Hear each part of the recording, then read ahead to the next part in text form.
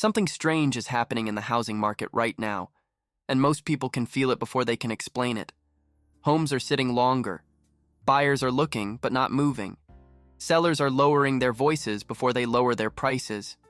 And if you are over 40, maybe with a family, a mortgage, a retirement plan, or the memory of 2008 still sitting somewhere in the back of your mind, you can sense that this is not a normal market.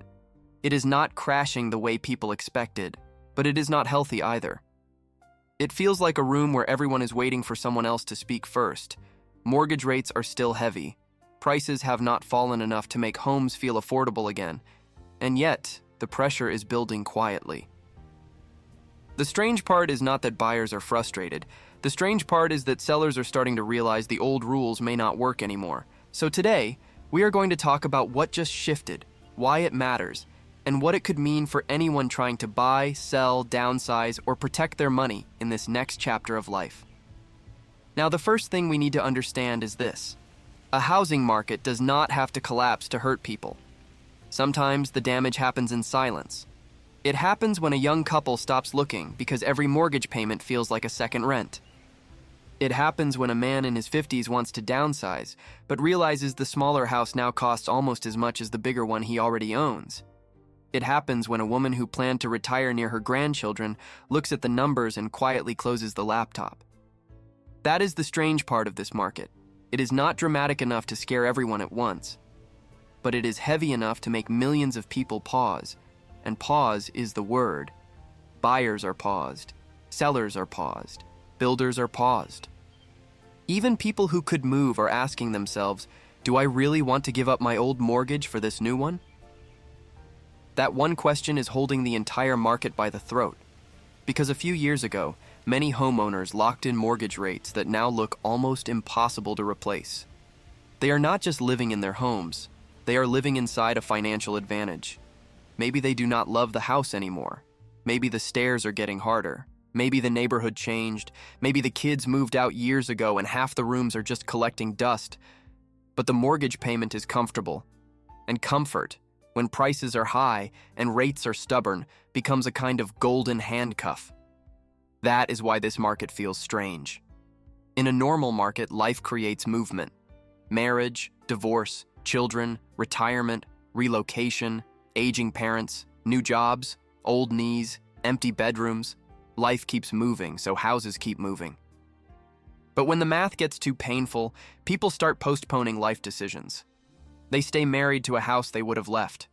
They keep paying for space they no longer need. They delay retirement plans. They tell themselves, maybe next year. And then next year becomes another year. This is not just about real estate. This is about people negotiating with time. And if you are over 40, you understand that time starts to feel different. At 25, waiting 5 years sounds like strategy. At 55, waiting 5 years sounds like a chapter of your life. That is why the housing market matters so deeply to people in this stage of life. It is not only about buying low and selling high, it is about whether your home still serves the life you are actually living. But here is where many people make the mistake. They hear that prices are still high, or sales are slow, or inventory is improving, and they look for one simple answer. Is it a buyer's market? Is it a seller's market? Is it going to crash? Is it going to boom? But this market is not giving simple answers anymore. It is splitting. In some areas, homes are still getting attention quickly. In other areas, sellers are cutting prices after weeks of silence. In some cities, inventory is finally coming back. In others, there still are not enough homes for regular families. And that means national headlines can deceive you. The national market may say one thing, but your street may be telling a completely different story. A house in Florida, a house in Ohio, a house in Texas, and a house in New Jersey may all be living in different economies at the same time. That is what makes this moment so unusual. The old idea of the housing market as one giant thing is becoming less useful.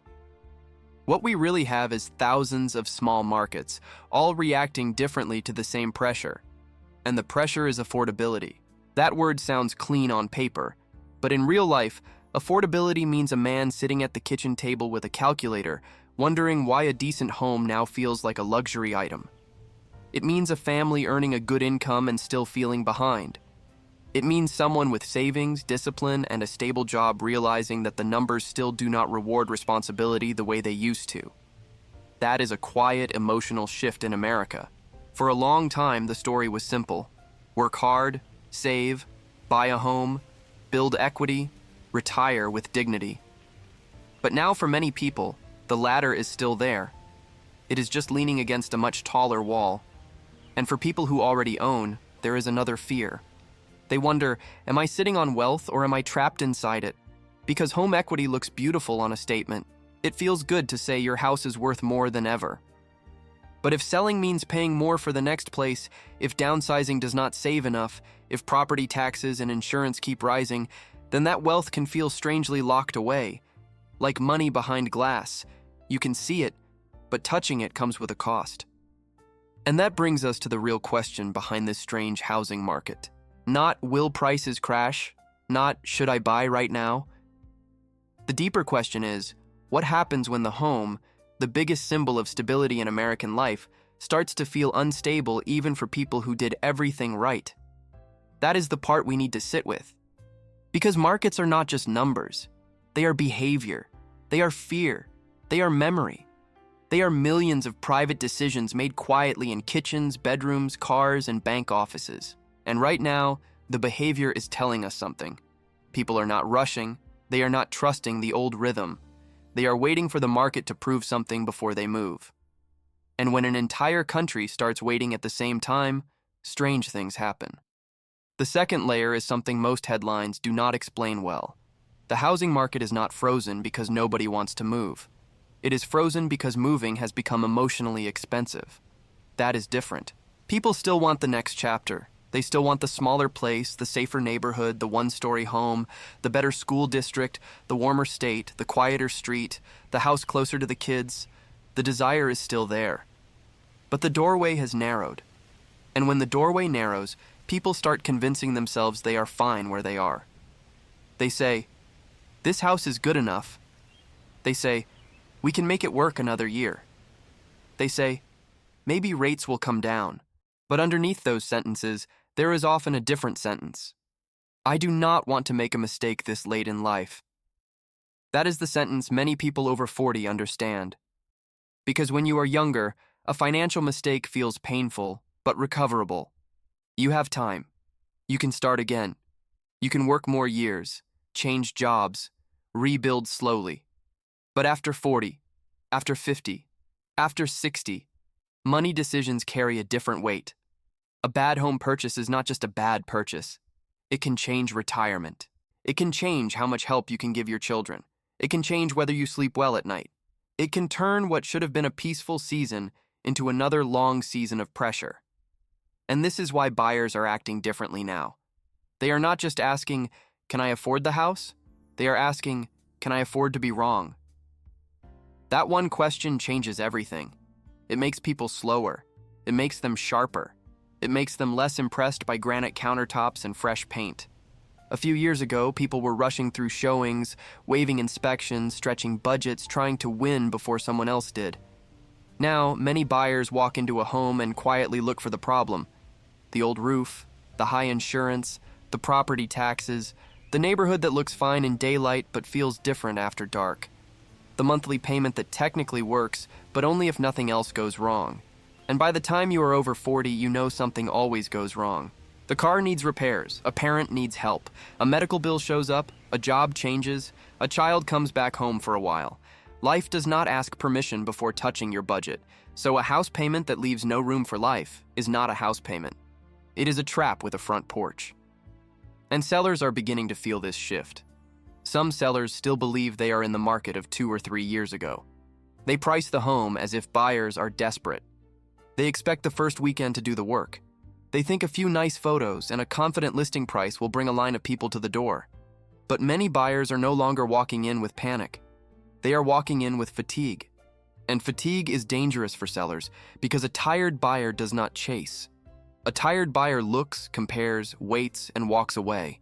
Not because they do not like the house, but because liking the house is no longer enough. The math has to make sense. The risk has to make sense. The next 10 years have to make sense. That is the strange reversal happening quietly. Sellers still have the asset. Buyers still have the need. But the emotional power is shifting. Not everywhere, not all at once, but enough to change the tone. You can hear it in price reductions. You can see it in homes sitting a little longer. You can feel it when agents start saying things like, "The seller is motivated." That phrase used to sound ordinary. Now it sounds like a signal. It means the silence has become uncomfortable. And this is where the market becomes psychological. Housing always looks financial from the outside, but inside, it is deeply personal. A seller does not just sell wood, drywall, and square footage. They sell memories. They sell the kitchen where the family gathered, the bedroom where a child grew up, the backyard where summers passed faster than anyone noticed. So when a seller lowers the price, it can feel like lowering the value of a whole chapter of life. That is why many sellers resist reality longer than investors expect. They are not only negotiating with buyers, they are negotiating with attachment. But markets do not care about attachment forever. Eventually, the market asks one question. At this price, with these rates, with this monthly payment, who is willing to say yes? And if the answer is not enough people, the price has to speak more clearly. That does not always mean a crash. Sometimes it means a slow, stubborn adjustment, a cooling, a stretching out. A market where sellers give a little, buyers demand more, and everyone leaves the table feeling like they compromised. That may be the next phase. Not a dramatic collapse, not a joyful boom, something more uncomfortable than both. A market that forces honesty. And honesty is hard when people built their plans around yesterday's numbers. Maybe you thought your home would sell in days. Maybe you thought you could retire and move south. Maybe you thought your equity would solve more problems than it actually solves. Maybe you thought waiting would make everything cheaper, and now you are not so sure. This is why the market feels strange. It is not just changing prices, it is changing assumptions. And when assumptions change, people get quiet. They stop making bold predictions. They start watching. They start listening.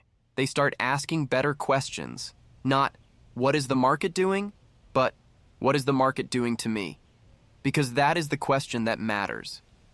If you are buying, selling, staying, refinancing, downsizing, or simply trying to protect your future, the market is not some distant machine. It is sitting at your kitchen table. It is inside your monthly budget. It is inside the conversation you keep postponing. And the people who do best in a strange market are not the loudest ones. They are the ones who stop pretending the old rules still apply. Now let's talk about the part that gets missed when people argue about prices, because price is only one piece of the housing market. The monthly payment is the real gatekeeper. A home can look like it dropped in price, but if rates are still high, insurance is rising, property taxes are climbing, and basic maintenance costs more than it used to, the house may not actually feel cheaper at all. That is why so many people look at listings today and feel confused.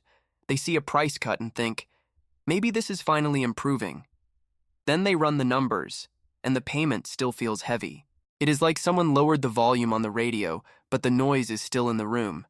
And for Americans over 40, this matters because you are not just buying a house. You are buying the next version of your life.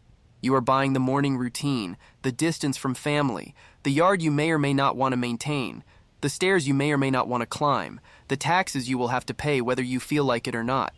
A house is not only the purchase price. A house is a relationship, and some relationships become more expensive after the honeymoon ends. That is what buyers are waking up to. The old advice was simple. Stretch a little. Real estate always goes up. But stretching a little in your 30s is not the same as stretching a little in your 50s. At a certain age, breathing room becomes more valuable than bragging rights. A slightly smaller house with peace may be worth more than a bigger house that keeps you awake at 2:17 in the morning. And this is where the housing market starts to reveal something deeper about money. Money is not just about what you can afford on paper. Money is about how much pressure you are willing to carry in private. The bank may approve you for a number that makes you feel successful for 10 minutes and trapped for 10 years. That approval letter does not know your aging parent. It does not know your knee pain. It does not know your daughter might need help. It does not know you are tired. It just knows formulas. Debt to income, credit score, down payment, risk model. But your real life is not a spreadsheet. Your real life has weather. And a good financial decision has to survive weather. That is why this strange housing market is teaching people to look beyond the headline price. A $20,000 price cut sounds good until you realize the monthly payment is still hundreds more than what your nervous system can tolerate. A beautiful home sounds good until you see the insurance quote.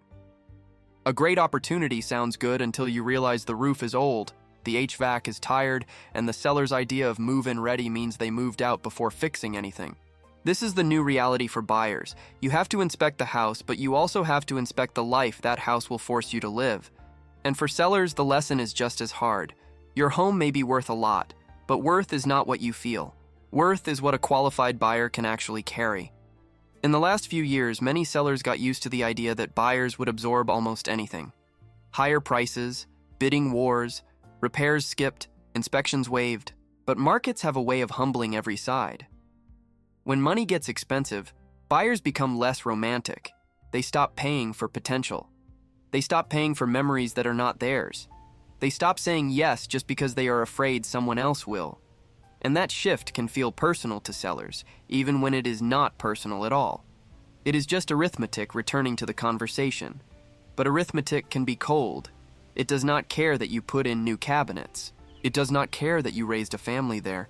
It does not care what the neighbors sold for 2 summers ago when rates were lower and buyers were acting like every house was the last lifeboat on the Titanic. Arithmetic asks, what is the payment today? And today is the word that matters. Not 2021, not 2022, not the story your neighbor still tells at barbecues. Today. That is where many people get stuck. They are trying to sell, buy, or plan using emotional numbers from another season. But the market has moved into a different season, and it has not asked for permission. This does not mean everyone should panic. In fact, panic is usually where bad decisions are born. But it does mean people need to stop using outdated assumptions. If you are buying, do not let fear of missing out push you into a house that leaves no room for life. If you are selling, do not confuse old market conditions with current buyer behavior. If you are staying, do not assume your home equity automatically means you are financially free. And if you are nearing retirement, be very careful about turning your home into a symbol instead of a tool, because that is one of the quiet traps of American life. We are taught to see the home as proof that we made it, proof that we were responsible, proof that the years of work meant something. And sometimes it is proof. But sometimes later in life, the same house that once represented progress begins to demand more than it gives. More repairs, more taxes, more cleaning, more stairs, more stress. And the question becomes uncomfortable. Am I living in this house because it supports my life, or because I do not know who I am without it? That is not a small question. That is the kind of question this market is forcing people to ask. Because when the numbers get tight, illusions become expensive. A strange market does not only expose bad deals, it exposes old stories. Stories like, I have to own a big home to be respected. Stories like, downsizing means failure. Stories like, renting at my age would be embarrassing. Stories like, I should wait until everything feels perfect. But perfect markets rarely announce themselves. Most of the time, people make good decisions in imperfect conditions because they finally become honest about what they need. And maybe that is the real opportunity hiding inside this uncomfortable season. Not the chance to time the bottom, not the chance to outsmart everyone, but the chance to become clearer. Clearer about what you can carry. Clearer about what you want the next 10 years to feel like. Clearer about whether the house you are chasing, keeping, or selling is serving your life, or quietly running it. There is another reason this housing market feels so strange, and it has to do with trust. Not trust in a person, trust in the system. For years, people believed certain patterns were reliable. If rates went up, prices would come down. If inventory rose, buyers would gain power. If affordability got too stretched, the market would correct itself. And in a cleaner world, maybe that would happen quickly. But this market has not been clean. It has been stubborn. Prices stayed high longer than many expected. Rates stayed higher longer than many hoped. Buyers pulled back, but not enough sellers came forward. Builders built, but not always where regular families needed homes most. Investors stepped in and out. Insurance costs surprised people. Taxes changed the math. And suddenly, the old simple cause and effect stopped feeling simple. That is why people are uneasy. They are not only worried about prices, they are worried that the rules they learned no longer explain the game they are watching. And that kind of uncertainty wears on people. Especially people who worked hard for what they have. Because when you are over 40, you have probably lived through enough cycles to know that experts can sound very certain right before they are wrong. You remember people saying housing could not fall. You remember people saying rates would not stay low. You remember people saying inflation was temporary. You remember people saying now is the perfect time to buy, and then saying the same thing the next year and the next year and the next year. After a while, you stop listening for confidence, and you start listening for honesty. And honest people are saying something different now. They are saying this market is complicated. They are saying local conditions matter. They are saying affordability is still strained. They are saying the next move may not look like the last one. And maybe that is the most useful truth. This market may not reward people who are trying to predict it perfectly. It may reward people who know themselves clearly. Because if you know your numbers, your needs, your limits, and your season of life, you do not need the entire country to agree with your decision.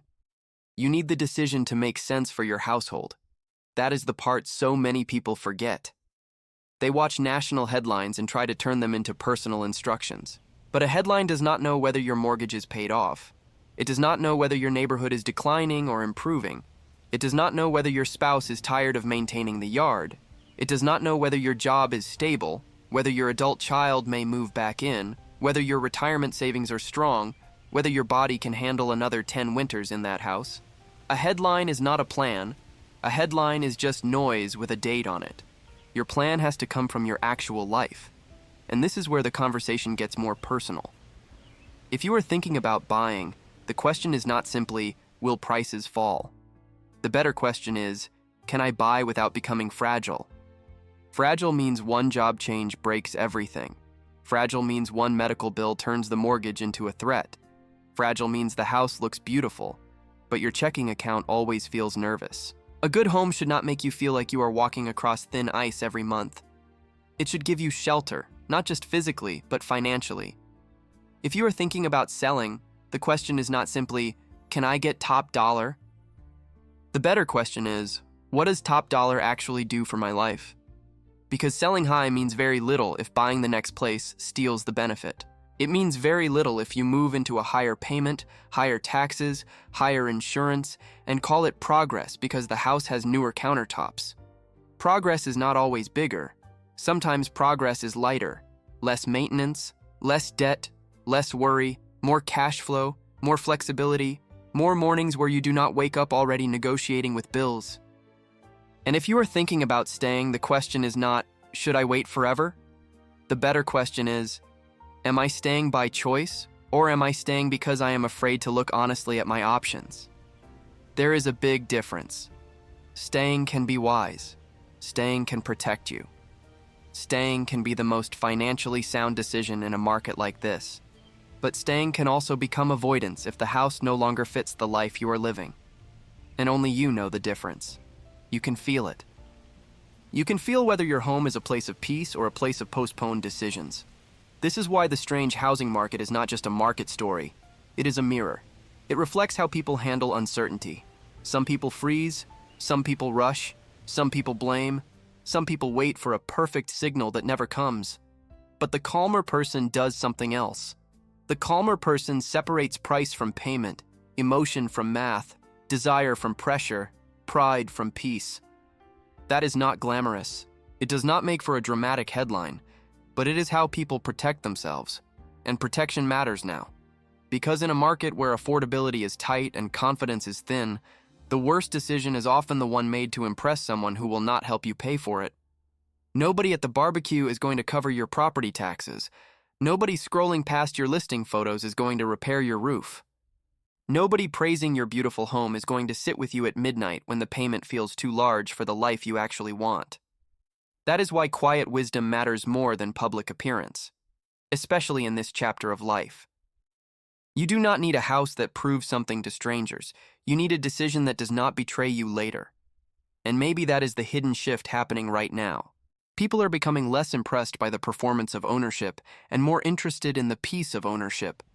They are starting to ask, what does this cost me beyond money? Time, energy, sleep, flexibility, retirement, family, health. Those costs do not always show up on the closing statement, but they are paid anyway, month after month, year after year. So when people say something strange just happened to the housing market, maybe part of what happened is this. The fantasy got interrupted. The fantasy that prices only go one way. The fantasy that any house is a good investment. The fantasy that stretching is always noble. The fantasy that owning more means living better. And when a fantasy gets interrupted, it can feel uncomfortable at first. But it can also be a gift. Because once the fog clears, you may see something you should have seen earlier. The right home is not the one the market tells you to want. It is the one your future self will thank you for choosing. There is a point in every strange market where people have to stop asking, what is everyone else doing? And start asking, what would I do if nobody was watching? That question can save you a lot of money. It can also save you a lot of regret. Because housing decisions are some of the most public-private decisions we make. People see the house you buy. They see the neighborhood. They see the yard. They see whether you upgraded or downsized. They see the moving truck. They hear the story you tell about why you moved. But they do not see the full truth. They do not see the mortgage statement. They do not see the insurance renewal. They do not see the property tax bill. They do not see the quiet look across the table when two people realize they are carrying more than they wanted to carry. And that is why this market requires a different kind of courage. Not the courage to buy when everyone is buying. Not the courage to sell at the perfect moment. The courage to be honest. Honest about your income. Honest about your savings. Honest about your age. Honest about your energy. Honest about how much house you really want to maintain. Honest about whether your financial plan is built on solid ground or on hope wearing a nice shirt. Because hope can be dangerous when it starts pretending to be math. Hope says, rates will probably come down. Hope says, the house will probably keep rising. Hope says, we can always refinance later. Hope says, we will figure it out. And sometimes hope is right, but hope should never be the only thing holding the roof up. A good decision should still make sense, even if the market takes longer to improve than you expected. It should still make sense if rates stay uncomfortable for a while. It should still make sense if the house needs repairs sooner than planned. It should still make sense if life asks for cash when you thought life would leave you alone.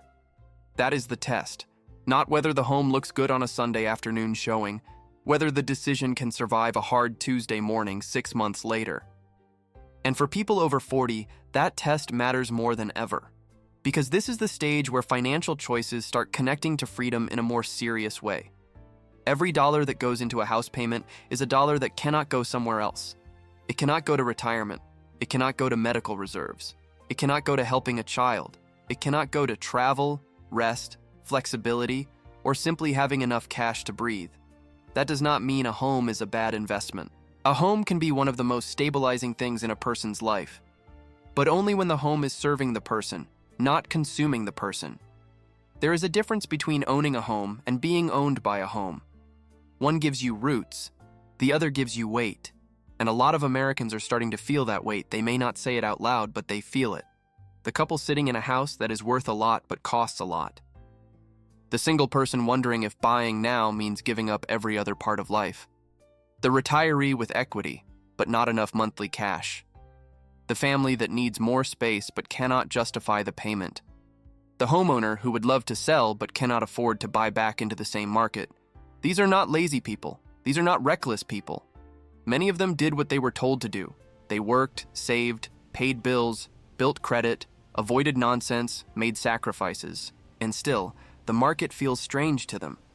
Not because they failed, but because the ground moved. That is an important distinction. Sometimes the system changes faster than people's plans, and when that happens, shame is useless. Clarity is useful. Shame says, I should be further ahead. Clarity says, what is true now? Shame says, everyone else is doing better. Clarity says, what decision protects my household? Shame says, I cannot go backward. Clarity says, Maybe lighter is not backward. That last one is important. Because in the housing market, people often confuse smaller with failure. They confuse renting with defeat. They confuse staying put with being stuck. They confuse selling with giving up. But sometimes the wisest financial move does not look impressive from the outside. Sometimes it looks modest. Sometimes it looks quiet. Sometimes it looks like saying no to a house you could technically afford because you want your life back. Sometimes it looks like selling before the house becomes too much.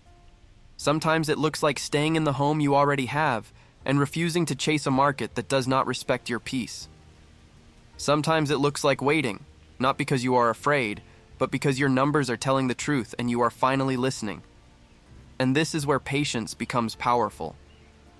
Not passive patience, not sitting around hoping the world fixes itself. I mean active patience, the kind where you clean up your finances, strengthen your cash reserves, study your local market, understand your true monthly number, and decide in advance what you will and will not tolerate. That kind of patience is not weakness. It is preparation without panic. And in a strange housing market, preparation beats prediction, because prediction tries to guess the future. Preparation makes you steady enough to handle several futures. If prices fall, you are ready. If prices stay flat, you are ready.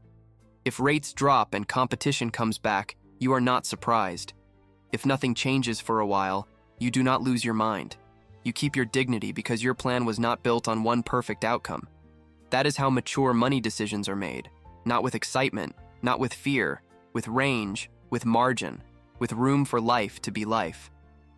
And maybe that is what this market is trying to teach people the hard way. The people who survive uncertainty are not always the people with the highest income or the biggest house or the loudest opinions. Often, they are the people who leave themselves options. Options are quiet wealth. Cash is an option. Low debt is an option. A manageable payment is an option. A home you can maintain without resentment is an option. The ability to say no is an option. And in this season, options may be worth more than square footage.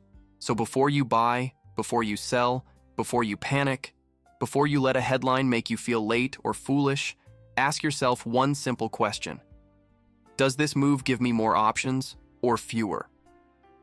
That question cuts through a lot of noise. Because the housing market may be strange, but your life does not have to become strange with it. You can make a grounded decision in an ungrounded market. You can refuse to let pressure pick your future. And you can remember that the goal is not to win an argument about real estate. The goal is to live in a way that your future self can survive, respect, and maybe even thank you for. If you are still here with me near the end of this video, I want to invite you to subscribe to our channel and stay with us every day. Not because we have all the answers, nobody does. But because these are the conversations people need to have before the pressure gets too loud and the choices get too expensive. And if you are over 40, you already know this. Financial peace is not built in one dramatic moment. It is built in the quiet decisions nobody applauds. Now, let's come back to the housing market, because there is one more thing happening beneath the surface that may matter more than prices, rates, or inventory. People are beginning to realize that the housing market is not only testing their finances, it is testing their identity. For decades, owning a home in America carried a kind of emotional weight. It meant stability. It meant adulthood. It meant you had arrived somewhere. And for many people, that was true.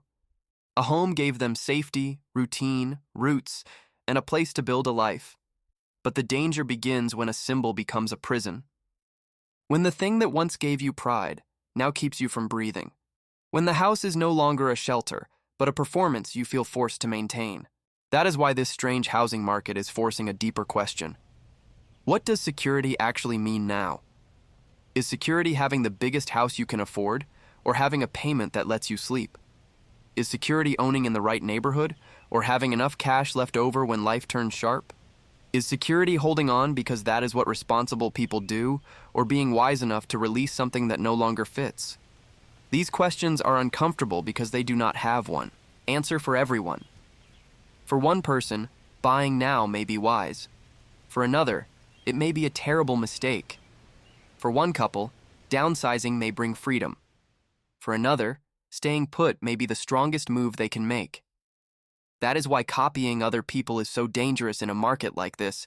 Your neighbor's decision may be perfect for your neighbor and completely wrong for you. Your friend may sell and feel free. You may sell and feel exposed.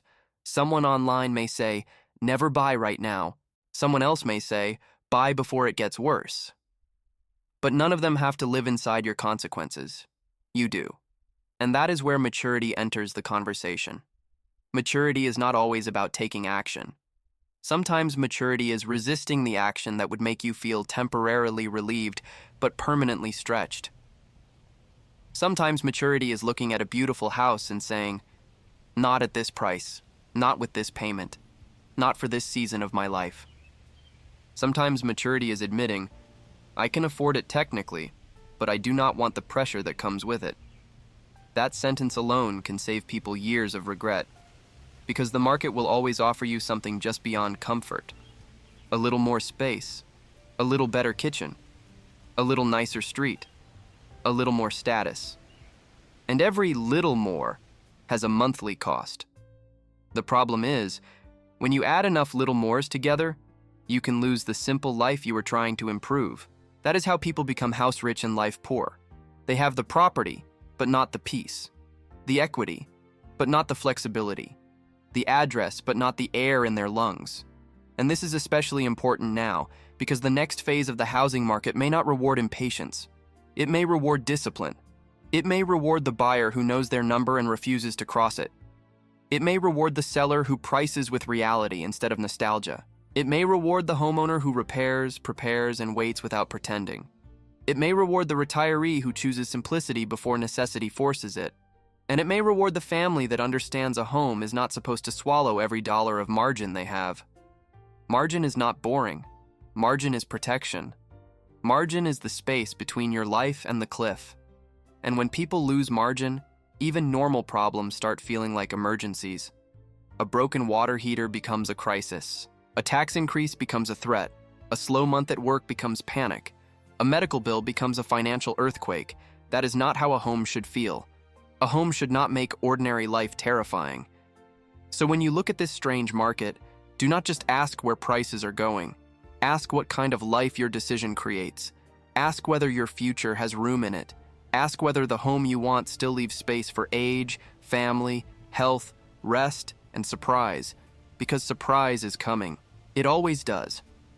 And the wiser your housing decision, the less power surprise has to destroy your peace. This is not about being afraid. It is about being awake. It is about understanding that the housing market has changed, but maybe your definition of a good decision needs to change with it. Maybe the best move is not the one that looks impressive. Maybe the best move is the one that keeps you steady. Maybe the real win is not buying at the perfect time or selling at the perfect price.